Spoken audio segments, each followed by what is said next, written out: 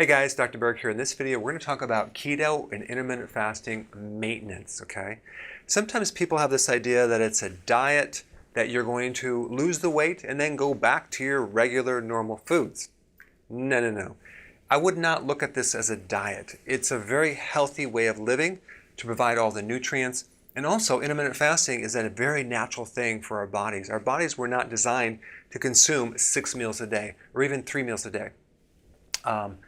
On the evolutionary track, we ate once or twice a day, and it wasn't a pattern of that. We just ate when we actually got the food. So our bodies are really designed to do that and also run off fat fuel. The whole goal of doing this is to switch your metabolism to actually run off fat versus all the sugar stuff. I mean, take a look at the long-term effects of running your body on sugar. It's not good.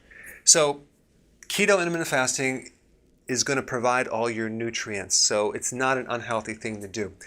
All right, so when you hit your ideal weight, in your mind, you might associate that with, okay, now I'm healthy, right? Because I don't have any extra weight. Not necessarily true. True health is high levels of energy, great focus, concentration, low stress, okay? No memory problems. No, you're not on any medications, okay? You're physically fit, you have endurance, good heart, good digestion, all that, good sleep, good energy. So that's what your ideal health should be. And so the goal is to use these as tools to achieve this higher level of health. So you have what's called a health reserve.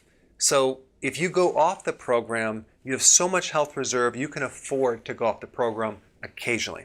That's really what you want to do. So as far as reasons for going off the program, a lot of people want to enjoy the pleasure of food, right? But the point is, you can eat almost any pleasure food if you tweak the recipes. And that includes breads and cookies and cakes and all that. We have a ton of recipes. In fact, I'm going to put a link down below. So really, you want to shift your viewpoint to eating to live versus living to eat, okay?